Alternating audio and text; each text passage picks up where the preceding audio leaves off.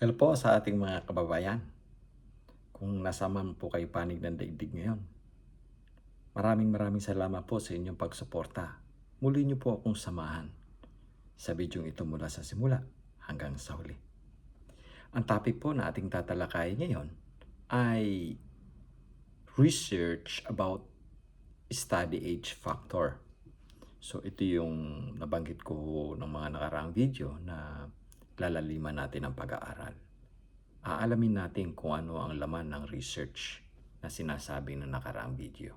Ito po. Itong sinasabi, research supports their success. Research from the University of Tasmania has shown that age does not negatively affect academic success, even among learners aged 50 to 79. This reinforces the idea that determination and experience are stronger predictors of success than age.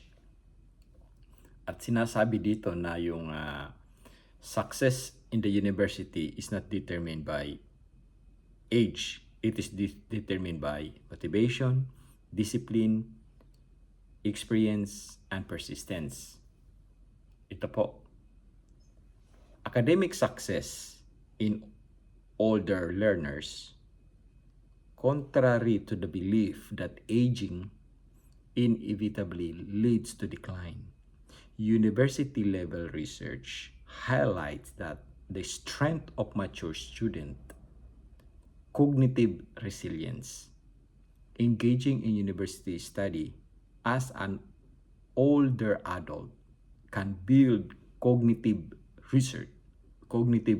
reserve, potentially reducing the risk of dementia and age-related cognitive decline. Ayan po. Success predictors for older learners, factor like midlife mental activity, example playing an instrument, and existing language abilities are better predictors of success than intelligence or prior education. Emotional stability, older students often report less stress and higher intrinsic motivation compared to their younger counterparts. So ito yung sinasabi na age is no barrier to older adults' success in academic study. The latest University of Tasmania research shows, ito na po yung research na sinasabi natin ng nakaraan. Part of the Tasmanian Health Brain Project run by Weakening Dementia Research and Education Center. The research published in Nature Science of Learning show age had no effect on the academic success of 329 university students aged between 50 to 79. Yan po. The study found older learners were less affected in their academic success by psychosocial factor than impacted academic success in younger university students, such as social connectedness, anxiety, and depression. Ayan po. Research also show that IQ, intellectual intelligence,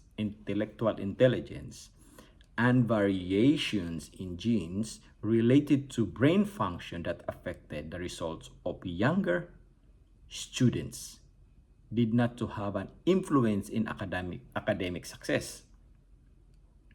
Ito po, this unique study shows that many factors that are important for determining academic success in younger people, such as IQ, do not apply to older learners. Weakening Center Director James Vickers, instead, older adults can make use of a lifetime of experience through engagements in mentally stimulating activities and in building knowledge and skills in the use of language to enhance their success in university studies. Okay po? Yun po ang sabi ni Director James Vickers. The study was one of the several carried out as part of the Tasmanian Healthy Brain Project based on the grade point average GPA of older students. And then Professor Vickers said that as the global population rapid age, one of the fastest growing groups enrolling in university and college courses was older adults seeking new career opportunities who were approaching retirement or retired. Okay po, seeking new career opportunities.